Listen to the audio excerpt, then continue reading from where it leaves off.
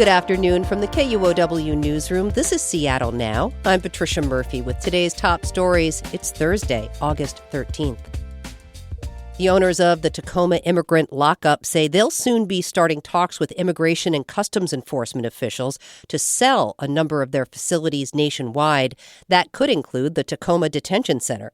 Gustavo Segrero reports. Many see this as a part of an ongoing strategy to avoid local accountability at privately operated facilities like the Tacoma one.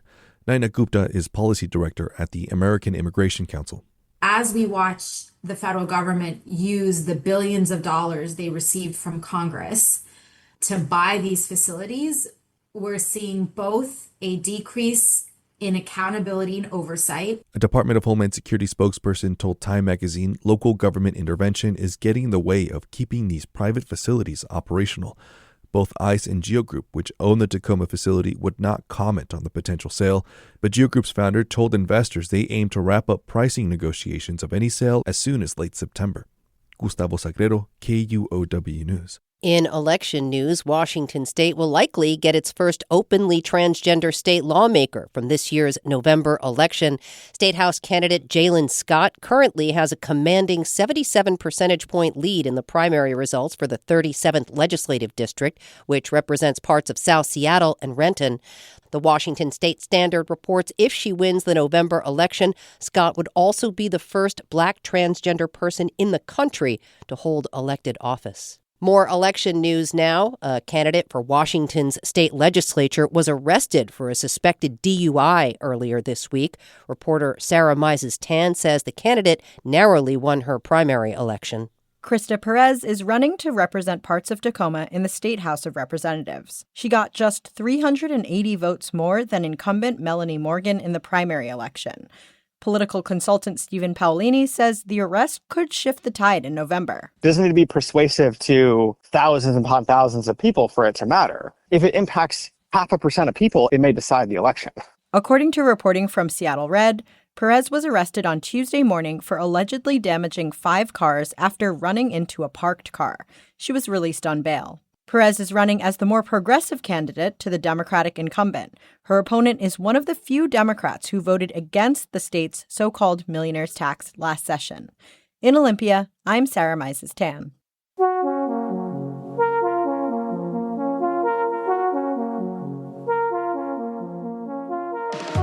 Seattle Public Schools plans to begin an audit of their human resource practices. The step follows a pledge from the superintendent to re-examine how the district responds when teachers are accused of misconduct. Noelle Gasca has more. A request for proposals for a human resources internal audit was posted online in June, about 4 months after Superintendent Ben Schuldiner started in Seattle. Among the list of objectives for the audit is determining if investigations are conducted in a timely manner. In March, Schuldiner told KUOW that the district lacks solid systems and structures to handle inquiries effectively. If you came up to my office, you would actually see stacks of data around investigations that have happened over the last couple of years and me really pushing to say, where are we with this? A spokesperson for the district said in an emailed statement that the RFP reflects the district's ongoing efforts to improve district operations and business practices. Noelle Gasca, KUOW News. In other education news, Seattle's free preschool program is set to offer 100 more spots over the next 6 years. Mayor Katie Wilson recently approved the expansion. Starting next month, nearly 3 dozen preschool providers will stay open all year long, with care available 10 hours a day, 5 days a week. The expansion is funded through the Families Education Preschool and Promise Levy. The program is open to all Seattle 3- and 4-year-olds, but kids experiencing homelessness or foster care are prioritized. Speaking of taxes, Washington State's Department of Revenue is now predicting that the state's new income tax on high earners will affect more people than originally thought and bring in more money. A new analysis by the State Revenue Department predicts the tax will raise about $3.1 billion and affect about 25,000 households, about $400,000 more than anticipated.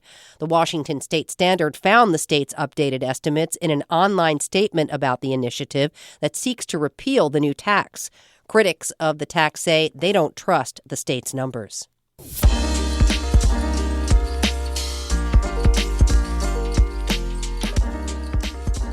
King County Superior Court has issued an order requiring the online company Kalshi to cease many of its operations in Washington state.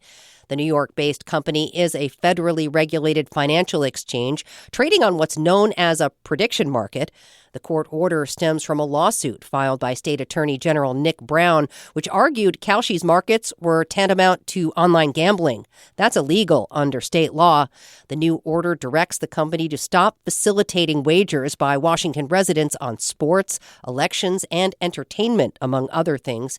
Kalshi has argued it's not a gambling site, and state governments don't have the authority to regulate prediction markets. A red flag warning is in effect for parts of the Cascade and Olympic Mountains in Washington until 9 o'clock tonight. Logan Howard is a meteorologist with the National Weather Service. He says the warning is due to expected lightning. Lightning can start new fires on dry fuels, which we have already seen plenty of this year. So given those conditions and with the fuels being dry, any lightning that strikes has the potential to start new fires, and the winds have the potential to have it spread rapidly in the very beginning as well. The state's ongoing drought also worsens the fire risk. The Weather Service has also issued a fire weather watch for the mountains through Friday night. Storms might generate winds as strong as 30 miles an hour. The Little League baseball team representing Washington State in the World Series tournament is still in the show. In a win-or-go-home game yesterday in San Bernardino, California, Soundview Little League out of Tacoma won decisively against a team from Bend, Oregon. Workman flips one out to center field. Ball is caught. The throw is coming all the way home. What a throw! Throw goes to second, off the glove. Another run comes home. And Washington just opening it up on Oregon. Final score 8-2. Soundview will take on Idaho's West Valley Little League in the regional championship tonight, starting at 6. The winner of that game will face other regional champs when the series moves to Williamsport, Pennsylvania next week. The U.S. Championship game is scheduled for Saturday, August 29th. The World Series Championship will be played the following day. Next time on Seattle Now, it's Casual Friday. The Seattle City Council just outlawed some junk fees that landlords typically charge renters, which begs the question, is pet rent a junk fee? I mean, I think responsible pet owners are happy to pay some rent. That's just my take on it. I'm not trying to be boomer about it either. I love dogs, but your dogs be yapping when you're not at home. I promise you. Hear that and more Friday morning. That's all for today from the KUOW newsroom in Seattle. Our producer is Vaughn Jones. I'm Patricia Murphy. Seattle Now and KUOW are members of the NPR network. See ya.